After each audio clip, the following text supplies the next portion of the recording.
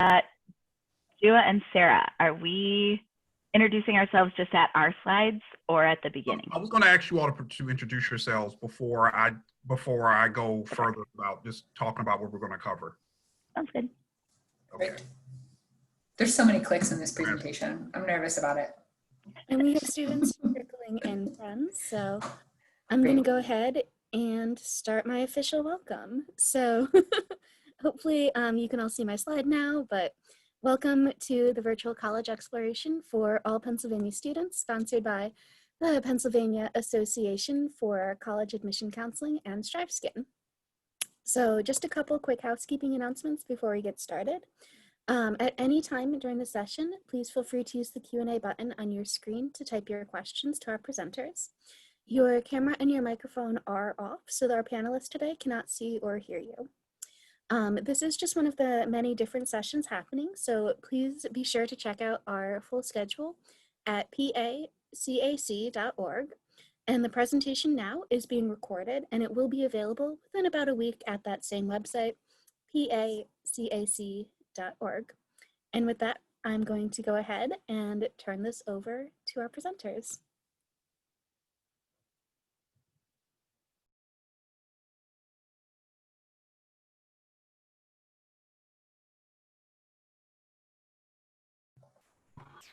Hopefully everybody can see my screen. So hello everybody and welcome to the PACAC presentation on sharing your story on the UC application. My name is Jua Howard and I am an assistant director in the Office of Undergraduate Admissions at the University of California, Berkeley. And before we're going any further, let my colleagues introduce themselves to you. Hello and good afternoon. My name is Sarah Koshin. I'm a regional admissions rep at UC Santa Cruz. Hello, everybody. My name is Andrea Helfer-Yothers. I'm with the University of California, Irvine. Welcome. All righty. And so today, my colleagues and I will cover the UC system's 9 amazing undergraduate campuses. And we are located throughout the state. And each of us have something very different and distinct about our individual campuses, ranging from the academic programs, location, the size of our campuses, and just the overall vibe of our campuses. But no matter which campuses you all decide to apply to and ultimately choose, you'll find a culture of academic excellence and fellow students and faculty who will truly inspire you every single day. Now, after we review some information about the application and a few other things that we share as a system, you will hear about our 3 individual beautiful campuses, which Santa Cruz, Irvine, and Berkeley. In addition, hopefully we will have some time at the end for questions, so please wait until you've had a chance to hear our presentation before you ask your questions in the chat or the Q&A function as directed, and we will do our best to answer your questions. I think for that, you guys may be able to ask Q&A during the presentation. So nix that, go ahead and ask your questions in the Q&A and we'll do our best to answer them during the presentation, but also please make sure that you're paying attention so that you don't miss something important. And then also, if you all would like to learn more, I definitely encourage you to attend an upcoming event entitled UC for You, that's co-hosted by all 9 of our UC campuses and or also explore our respective websites. All right, so feel free to take a picture of this particular slide just so that you guys can remember the registration website and date. Okay, so I'll leave there for one more second there. All right, and so as I mentioned a moment ago, while each UC campus is quite different, we do share some valuable things that really help you all as an applicant and as a student. One of those things that we share is our application, and another is a comprehensive review. Now, the UC application process has a different timeline than most other colleges, and we do not use some applications that a lot of you all are very familiar with, including first and foremost the Common App. You will not see us there. The Universal app, which I don't hear about as much. Also the Coalition app. We're not on any of those. We have our own application, which is one application that all 9 of our campuses share, the UC application. So as students, you all will submit one set of information, and then you will check off each campus in which you would like to be considered. You all will pay an application fee for each campus to which you apply, and fee waivers are built right into the application. So you'll be notified by basically following the prompts and filling out your information. If you are granted a fee waiver, you can apply up to 4 campuses for free. And then the UC application is now available, and the deadline is November 30th. There's no early action or early decision process, so there's nothing binding. You just have the one regular application deadline of November 30th. Now, moving forward, just a little really tidbits, because we always get a lot of questions about filling out the application, especially from our out-of-state students, and asking us how should you fill out the course information when you're telling us your academic history. And so typically in non-COVID times, generally you all may have the option of taking pass, no pass courses or credit, no credit courses. And so the best way to enter these types of courses and grades are to choose both the A through F and the other grading system, as you see here on the screen below with the arrow. All right, and then list the grading options under other. And as you see here, you'll see under other, you'll see credit, no credit.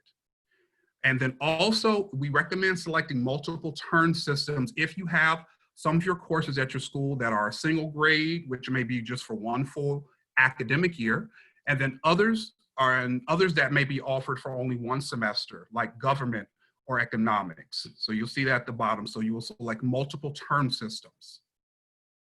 Now, for all students who are not enrolled in a California high school, so I'm assuming that should be everybody here, so this is for students in Pennsylvania, courses must be entered manually as they appear on your academic record and or transcript. You all should please list your courses as they are listed on your high school transcript. It needs to be as accurate as possible. If your school calls it an honors or advanced course, then use the drop-down box and mark it as an honors course. If your school considered as an AP, advanced placement, or IB, international baccalaureate course, then mark it appropriately using the drop-down box the same way. All honors, AP, and IB courses will receive an extra point in our GPA calculation to come up with, per se, your weighted GPA.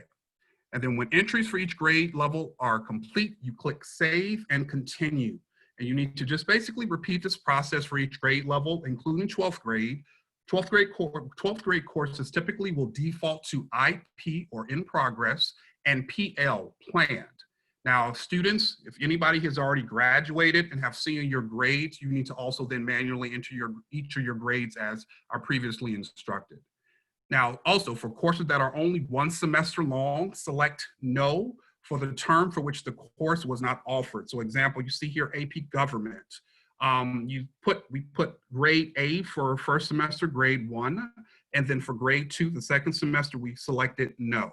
So this will give you a sense of how to select those terms. Include all original courses or grades, and enter repeated courses, grades for courses in which an original grade of a D or an F was earned, but then you took a repeated course for that same course to earn a higher grade. So you need to, once again, you need to make sure that you are reporting all grades on your academic record. Students who attended more than one school, you should also enter courses under the correct school. Make sure that you're paying attention to that. So everything, once again, is accurate and associated with the correct school. Now, you will also add each school that you have attended separately. So if anybody has taken any college or university level courses while in high school, you will add the college information after the high school information. If you have taken any college level courses, you will want to add the college first, and then add the courses. So very similar to how I instructed that you fill out your high school grades. You will do the same thing when it comes to the college level courses that you all have taken. For anybody in dual enrollment courses, you will do the same thing. You will want to add the college first on this screen, and then you'll add the courses. And then all college level courses also will receive an extra point in our GPA calculation when we're coming up with your weighted GPA. And so I'm going to shift gears here and let my colleague Andrea take over from here. All right, thanks everyone. Thanks, Jua. Thanks everyone. The UC system made some changes to the, could you go back just one slide, please, Jua? Thanks. The UC system made some changes to the test score policy this year. So effective immediately, the SAT essay and the ACT writing requirement has been eliminated. So for those of you who took it, the SAT or ACT with that, thank you. But it won't be required from now going forward. The second part, which is definitely COVID kind of adjacent, is that our campuses decided for fall 21 and fall 22 applicants, so juniors and seniors this year, we are going to be test score optional. So it is optional to submit your SAT and ACT test scores this year. For students that are in fall 23 and fall 24, so current freshmen and sophomores in high school, the UC system will be test score blind for those students. And then we did make a change in our English proficiency requirements as well. This is currently only for fall 21. We may add this longer term, but at least for the fall 21 class, in addition to the other ways in which you can prove your English proficiency. Now, this is just for students who their native language is something other than English, or who has not been at a U.S. high school for at least 3 years before they graduate. You will have to show us some sort of English proficiency, and we've added the DET to that list for this year. Next slide. This is where on the application you'll report whether or not you've taken the ACT or SAT, and again, it is optional.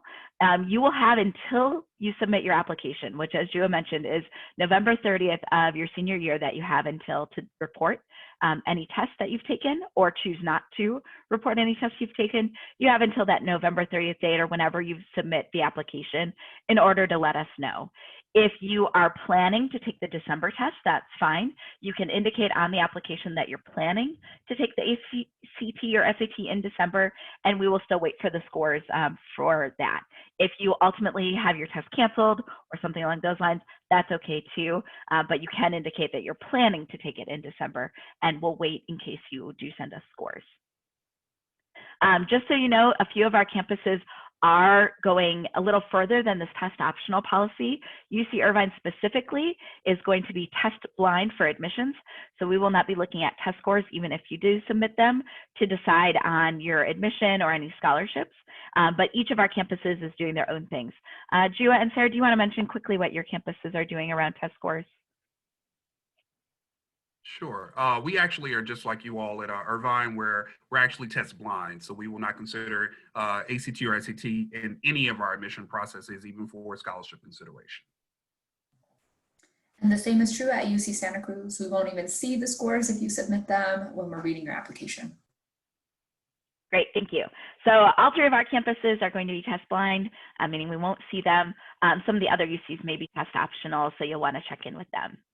All right, the next part of the application is really important, and it does take some time.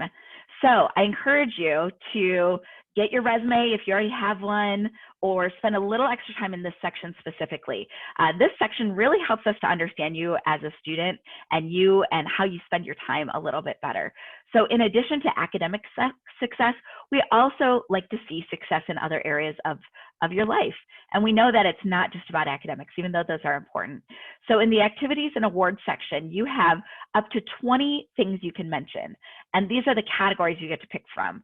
So we want to see any honors or awards, any extracurricular activities you've done, any coursework that maybe didn't receive a grade, any community service that you've done, if you have a job, if you've been part of any special education programs.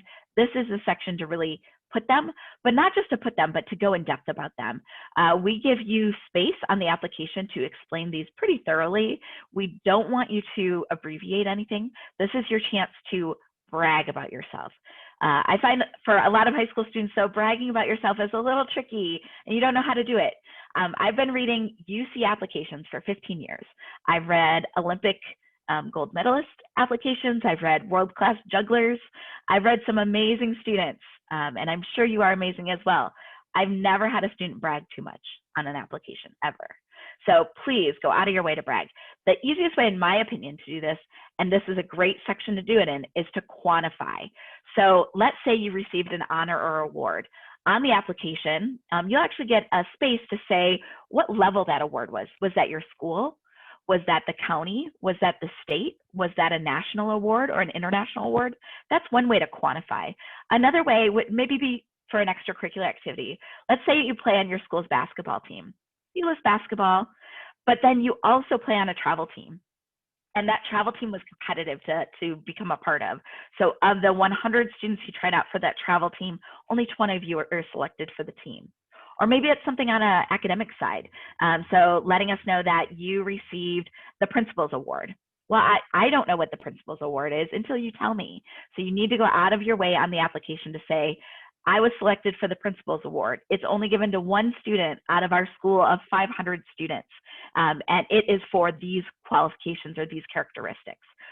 Or maybe it's on, let's say, a special trip, a policy trip to Harrisburg that you and some of your classmates got to take as part of your AP government class. So, you know, of the 20 students in your class, your teacher only selected 3 of you.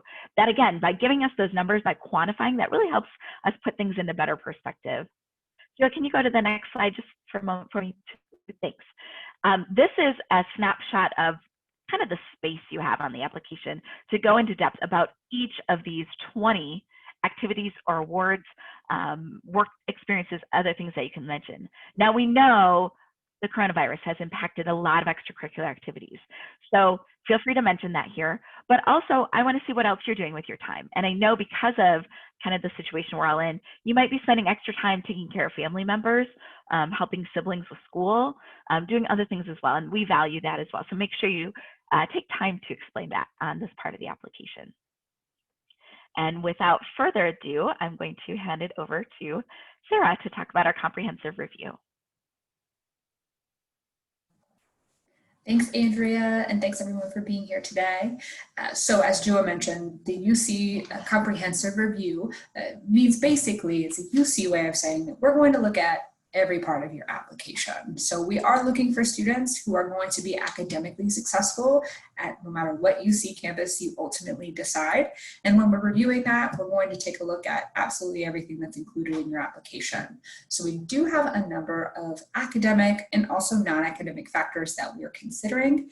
And as a part of your review, we're also going to look to make sure that you're meeting minimum requirements that will ensure that you're academically successful at any UC campus. And this is going to take into consideration the types of courses that you've taken, the GPAs that you've earned. Of course, for non-resident students, we are looking to see that you have earned a 3.4 weighted GPA or above, as well as the course selection and some of the additional factors that I'm going to get into just a little bit deeply here in a minute.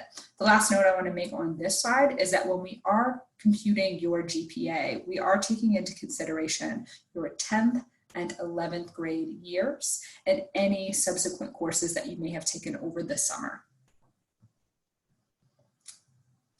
Okay. So, important things that you ought to know about the way that we review you. And Andrea kind of touched on this in her section, but it's important for you to remember that all of the information that you'll be providing to us is going to be self-reported. And it is important that you make sure that you are doing your best to help quantify, to help qualify, and to help describe the types of things that you are involved in or contributed to.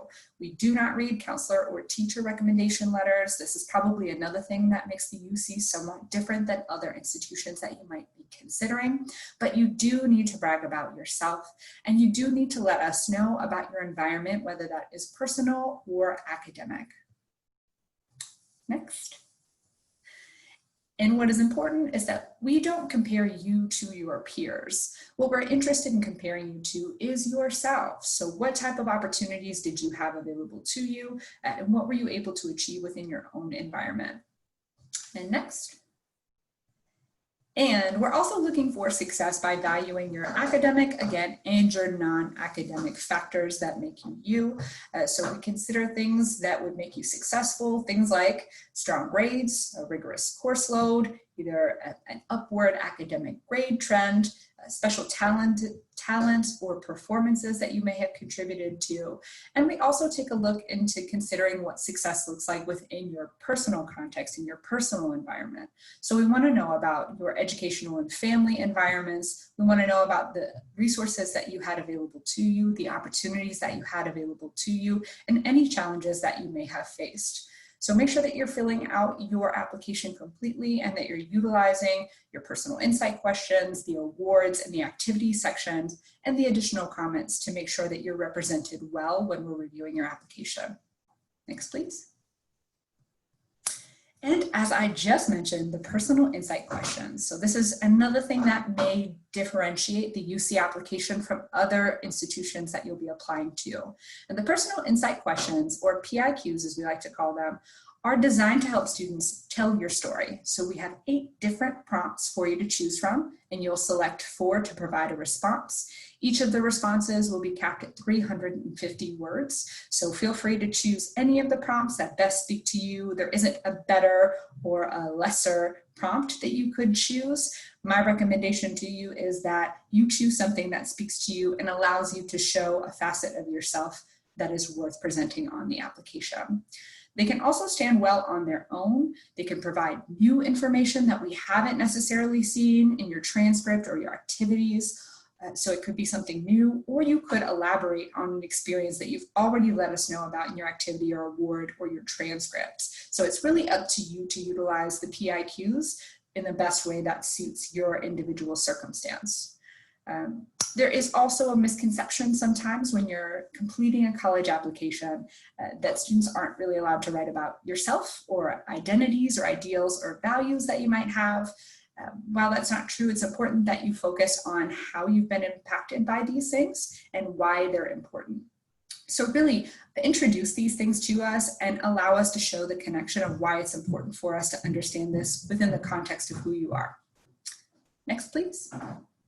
And some PIQs set students apart. So it gives them a voice, shows them their personality. It's not an academic essay, so feel free to use the word I, which might be a strange circumstance that you're not necessarily used to. PIQs also can help us to understand context. Again, we went over educational, family, cultural, or community. It could be a chance for you to be a self-advocate. Again, reminding you that everything is self-reported in the UC application. So no recommendation letters. It's really up to you to be your own self-advocate and help us to understand your information. And then it also completes the application. So it's the last part of your application, not the only part, definitely not read within a vacuum, but it will complete your application process. Next slide, please. Okay, and last but not least, I want to touch on the additional comments. So you will have opportunities for us to understand a little bit more about you within your context in terms of the additional comments. And one challenge that I would say that sometimes non-resident students or out-of-state students experience is that within the state of California, we just may not have as much familiarity with your high school. So for one opportunity in your additional comment section, you could choose to share some information about your school.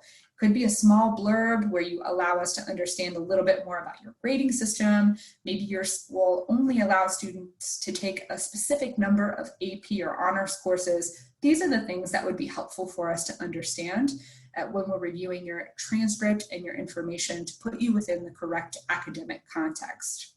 You could also use another additional comment section after the PIQs to share any information about yourself. If that's providing some additional personal context information or academic context information, that could be a great place in order for you to share some new information. And while you don't have to make any mention of COVID-19, as we understand students have been impacted across the globe, if there is something that is very specific that you think would be instrumental in helping us understand who you are as a person or understand your context as a student, you're welcome to, again, share it within that additional comment section after the PIQs. We do also have a number of resources that are there to assist you. This might be a good slide to take a photo of so that you can reference it later. You'll see the link to application procedures, the personal insight questions, and it's important to remember that we do have a UC application help desk. So if you're filling out the application and you run into a problem or you're not sure and you need some support, you can go ahead and call into our application help desk to receive support. And next slide, this will be the introduction to where we each address each of our individual campuses. I'm going to go ahead and get us started by introducing you to UC Santa Cruz. So UC Santa Cruz, I'm going to start this slide by telling you a little bit about our founding. We're relatively young in terms of institutions, founded in 1965. We were founded by a former UC president, Clark Kerr, who actually came from Berkeley, and our own first chancellor, McHenry. And the idea behind starting UC Santa Cruz was to make something different than UC Berkeley and different than UCLA, really to take some notes from our European friends from Oxford or Cambridge to tie together a tier 1 research institution with a smaller, more intimate liberal arts feel. And that's what you get at UC Santa Cruz. Next, please. The other part that makes us unique, as Jua mentioned, the UCs are all over the state of California, but our location is something that I think is pretty attractive to students considering Santa Cruz. We are technically located in Northern California, although it looks kind of central on that map. We're about an hour and a half south of San Francisco and about 45 minutes outside of San Jose, so we are the closest UC to Silicon Valley. Great news if you're interested in studying computer science or business management economics, because of course of the industry within that area. I think it's attractive to be big city adjacent for us. You have all the great parts of living next to a big metropolis, but when you come back to campus, it's an insulated, tranquil environment. Looks a whole lot like my background because we sit on 2,000 acres of redwood forest. I'm not really good at measuring an acreage, maybe you are, but to put it in a way that makes more sense to me, it's 2.5 central parks, and we have beautiful views of the Monterey Bay and the Pacific Ocean. We also enjoy over 300 sunny days a year, and our students really soak that up in being engaged in outdoor activities. If you like to hike or bike or camp, or if you want to try your hand at surfing or scuba, we do it all on our campus. So you have access to this beautiful, tranquil redwood forest and also to the beach. Next, please. Another beautiful view of campus. It's pretty easy to get lost along the trails and kind of, again, just be enveloped in the sense of peace that exists on campus. And next slide. And next, our academic programs. So 67 different majors for you to choose from, 39 minors across 5 academic divisions. One of the frequently asked questions that we do get are, what are your most popular majors? I mentioned computer science is a popular major for us, as well as business management, economics, psychology. I think it's popular because there is a field study option for you to get real world experience before you graduate. Our marine biology program is pretty popular, and we do have a new program in agroecology. At UC Santa Cruz, I would say environmental sustainability and environmental studies is really ingrained in who we are. We have a 30-acre organic farm on campus and a lot of different programs if you're interested in adding on environmental studies or sustainability into whatever your studies are. Again, at a liberal arts feel, we do also enable students to take an interdisciplinary approach to their education, whether that is adding a double major or a minor, or you're specializing in one of our interdisciplinary majors like games and playable media, where it takes aspects of design and art and technology. You could have a really unique sense of experience in terms of academics on campus. And my last slide. The last way that I want to tie it all together is something that is pretty unique about UC Santa Cruz. It really reflects that idea of liberal arts and that close, intimate feel. We do have 10 residential colleges, which will directly impact how your student experience exists on campus. So for lack of a better way to introduce you to our residential colleges, they're kind of like Harry Potter houses. Each of them has their own unique theme. It doesn't matter what your major is. The idea behind them is to reduce boundaries between where students are living and working, as you could have a class or meet with an advisor in one of these colleges, and to break down the barriers between academics. So again, it doesn't matter what major you're in, you'll be assigned to a college and be surrounded by students that represent different strengths, different perspectives, really hoping to encourage that interdisciplinary, creative, and innovative spirit. So each of our residential colleges feel a little bit different, but they all are really strong living and learning communities. I'm going to go ahead and turn it over to Andrea so she can introduce you to UC Irvine. Thanks, Sarah. So UC Irvine, the biggest question we get is, where is Irvine? And we get this from out-of-state students, but also Californians. We joke that if we were UC Orange County or UC Newport Beach, maybe we would get a little more recognition for our location. So on the map there, you can see we are halfway between Los Angeles and San Diego. We are about 10 minutes from Newport Beach. So it is a really quick drive over there. Students even choose to live in Newport Beach junior and senior year, especially my out-of-state students, because they think, what better time than now to live on the beach? We are 20 minutes to Disneyland, so that's another little claim to fame about our location. And it is a very beautiful area. So when you look at the Irvine area, it feels and looks very suburban. However, I say that, and you'll see in just another slide or two what that really looks like. I'm proud to represent UCI as #1 best college in the US by Money Magazine. All the UCs see great academic ratings and do a really good job of educating our students. The reason I like this one as one of the things to tout is just that it talks a lot about students' experiences and how they're able to, kind of the methodology talks about their experience at the campus and what they're going to learn while they're there, and then how they can launch into maybe even a higher socioeconomic status when they leave our campus. When you look at the pictures in the middle, our students are very diverse. We're at a very diverse institution, all the UCs are, so UCI is no exception to that. And in the lower right-hand corner, you'll see we're the Anteaters. This is kind of a fun mascot, so we'll talk more about that in a moment. The very bottom picture on your screen here is a picture of one of our active learning classrooms. So UCI is a leader, especially in the western half of the US, for active learning. What does that mean? It means that instead of you going to lecture and being lectured at for an hour, and then going home and trying to dig through the material and trying to figure it out on your own, they've really flipped that to a great extent. So you might get a video link recording of the lecture.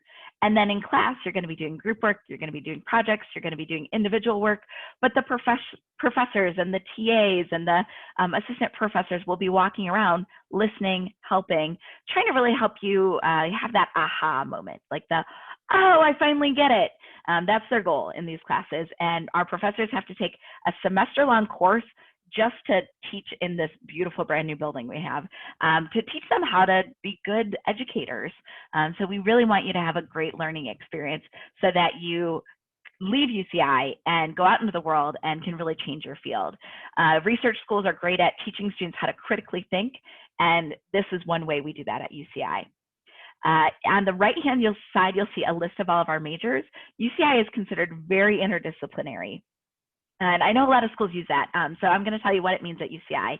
The majority of our students graduate with either a double major or a major and a minor in two of these schools. So many of our students come in as one major and then get super excited about something else and draw that in as well. We require all of our faculty to be interdisciplinary. So that means they might teach in 2 different schools or teach in one and do research in another. And then many of our programs actually combine information right in that program. One example, I actually just got to hear a presentation from one of our faculty in our Earth System Science major, which it's like, what does that even mean? What is Earth System Science? It's really looking at Earth science. So atmospheric science, oceanography, land science, agricultural science, and looking at all these kind of in an interdisciplinary way.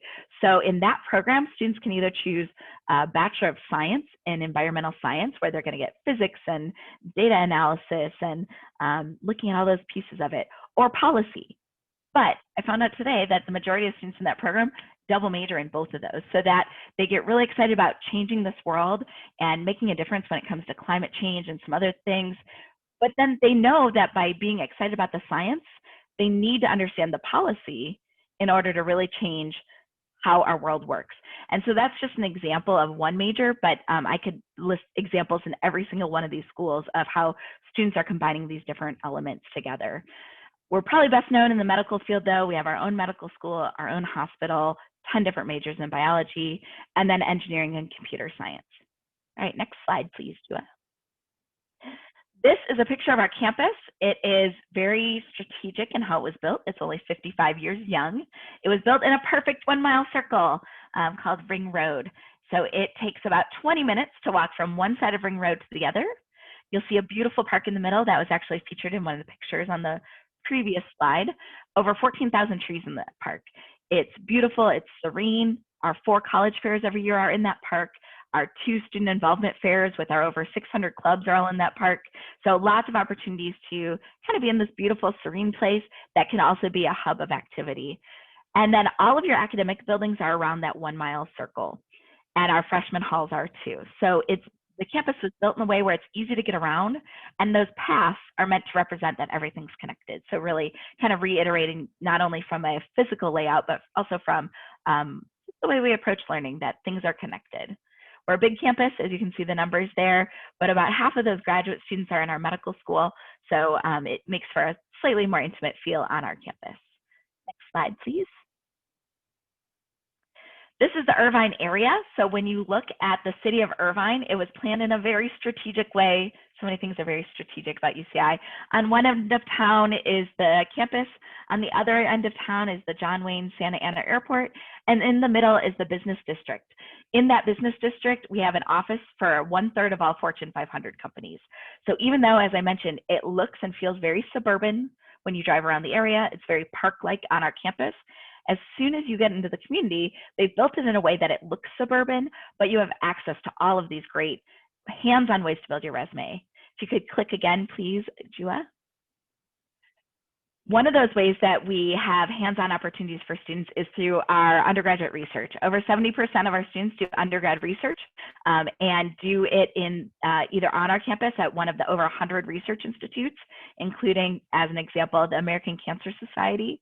But we also have research labs in autism and Alzheimer's, and a lot in the public health field or health field, because that's a focus of ours, but a lot in the non-STEM areas as well. And then if you could give me another click, please, Jua. Most of our majors and different opportunities on campus, I switched this. Most of our majors and different opportunities on campus either require you to do some sort of hands-on fieldwork or some sort of internship in the area. And we really encourage students to build their resume while they're with us. And last slide for me, please. As I mentioned, we're the Anteaters. It's a really fun mascot. It gives us this cute, kind of quirky little way to have the school spirit. It's about sports, which we're an NCAA D1 school, but it's about so much more than that. It's about our esports, which we have a top esports program in the country. It's about our 600 clubs. It's about our intramural sports. It's about our housing and residence life. It's really just about UCI. And we do this little thing. It looks like a little anteater. It's supposed to. And we go, zot, zot, zot.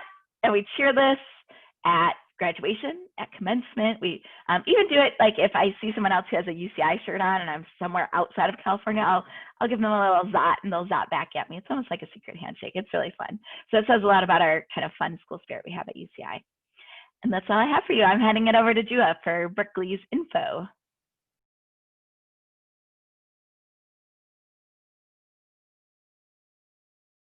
All right, if I can unmute myself today, we'll go on. Thank you so much, Andrea. I always love doing these presentations. I always learn a lot. So I'm also a spectator and appreciate it. So going to shift gears and head over to UC Berkeley. I would say just a quick tidbit about UC Berkeley. In contrast to my sister campuses, Berkeley is the flagship for the University of California system. So it did start with Berkeley when we were founded in 1868. Then it spanned out to all of our different sister campuses. And for that, to kind of take you from that just kind of distinction moving on, just location is very much a distinction for UC Berkeley as well. We are also in Northern California, about 20-25 minutes outside of San Francisco. You can see the skyline from our campus, quite beautiful.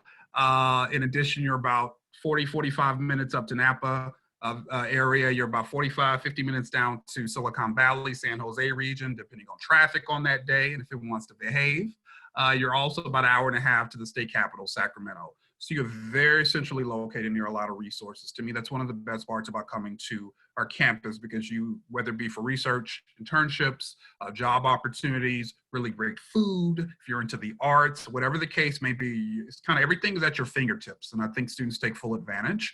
And then Berkeley itself, I always call it kind of up-tempo college town. That's kind of the vibe I always get from it. Very eclectic, a lot of theaters, restaurants, cafes, plenty of places to study.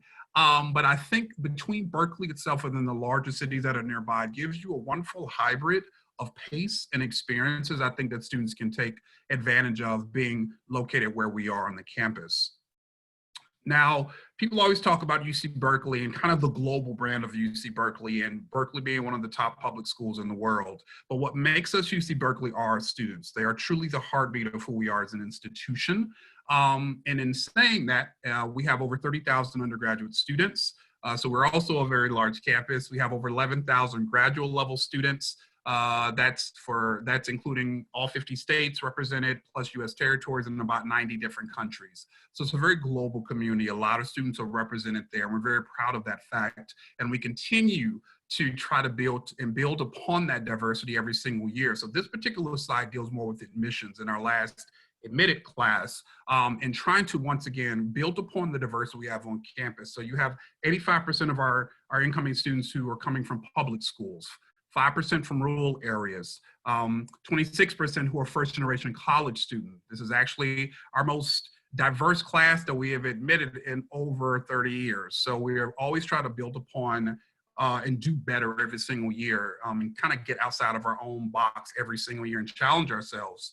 But we're also very global in that perspective. So you see over 70 countries represented, over 20 languages spoken. So once again, that's a part of our thought process of adding to diversity on our campus. But this also pushes further beyond that, as far as you see 1 in 3 of the incoming class are transfer students. We have a very robust transfer population on our campus, but we also have students who are re-entry that we call, who are 25 years and older. We have students who are student parents, and we have programs for all of these to support these different populations. We have an underground scholars program that is for formerly and sometimes incarcerated students, and system impacted students. So just the diversity of the campus that I'm always very inspired and empowered by, of students who you will see as part of the UC Berkeley community. Now, academics are clearly key to what we do. For our undergraduate program, we have well over 100 undergraduate majors split between 5 colleges and 1 school. College of Letters and Sciences, our largest college, has about 75% of our students, includes majors in your arts and humanities, your biological sciences, your physical sciences and mathematics, your social sciences, and also interdisciplinary study majors. You get a lot of options there. However, we also have the College of Chemistry, which is actually one of the only colleges dedicated to the discipline of chemistry in the nation. It's one of our smaller colleges, 3 majors: chemistry, chemical biology, and chemical engineering. And a little tidbit, we've added a little bit over 16 elements to the periodic table. So if chemistry is your love, you may like to come into UC Berkeley and explore that. College of Engineering, that is our most competitive program to be admitted to as an incoming freshman. One of the top programs in the nation, very hands-on, very innovative, pretty broad range of majors, including mechanical engineering, civil, industrial, a lot of options. College of Environmental Design, another one of our smaller colleges. That's where you have more of your architecture, urban planning. Great studio space, wonderful advising team, probably one of my favorite colleges on our campus. And then also Rausser College of Natural Resources. This has a very distinct history for the UC system. It's the oldest college in the UC system, and it has the oldest major, which we started with forestry. So we call it our green college. Very cool. So if you're in environmental sciences, environmental economics and policy, society and environment, if you are thinking about maybe going to medical school, great option for you. Nutritional sciences and toxicology is a great option to explore. And then finally, Berkeley Haas, our School of Business, 2nd oldest business school in the US, one of the top kind of ranked per se, more importantly, strong reputation. 1 business administration major, but you can specialize in, let's say, marketing, finance, accounting, and so on. We also have some really cool innovative programs that we have, more dual degree programs. So we have our Management, Entrepreneurship, and Technology program, which is a dual degree program between our College of Engineering and our School of Business, where you're earning 2 degrees in 4 years. We also have a biology plus business degree, where you're earning a molecular and cellular biology degree and a business degree in 4 years. And then programs that we have at international schools. So we have a dual degree program with Sciences Po in France, where you spend the first couple of years in France, you come to us for the final 2 years, you graduate with degrees for both of us. And we also have a very similar program with the University of Hong Kong. So a lot of options for you to explore on our campus. And I always suggest students to look into all this in your research ahead of time so that you can see where you may be a great fit. Student life is vibrant. I always say we're very electric as far as the energy. We have over 1,200 student groups and organizations, a lot to be involved in, ranging from more cultural-based groups, academic, professional, the whole bit. In addition, residence hall activities are strong. Great way to find community. Maybe in one of our theme programs, we have programs that are based along global environment. If that's kind of your thing, we have one for our young women in the STEM field. We have one for our LGBTQIA community within the Unity House. Got a lot of options. And from my people who love athletics, people know us as Cal. We are Division I, part of the Pac-12 conference. 30 different varsity teams, but we also have club sports and also intramural sports. Finally, take a picture of this. If you want to stay in communication with us, you can sign up for our email list with sign up, contact us. You can contact your individual territory manager. And then we have a virtual series going on this fall, Discover Berkeley, and you can reach us there as well. And that is my time. I think that puts us at our time, my colleagues. Are there any kind of final things that we'd like to share with I'm gonna stop sharing my screen so you can see our faces. Anything we'd like to share with everyone who's joined us today besides saying definitely thank you all for taking the time. Yeah, thank you. And if you have any questions, feel free you should get communications from all of us starting in a week or two once your data gets in. Thank you to Katie for being our facilitator today. Very much so. Thank you, Katie. And may I say that was incredible timing. Thank you so much. Big thank you to our student participants too. When you close this window, there's going to be a link to a very quick 4-question survey. We would really appreciate any feedback that you can provide. As I said at the beginning, this is just one of our many sessions being hosted. So please be sure to sign up for any additional sessions at pacac.org, pacac.org. And again, in about a week, you'll be able to find this session's recordings as well as all of our other session recordings at the same website, pacac.org. Thank you all so much for joining us today, and have a great weekend.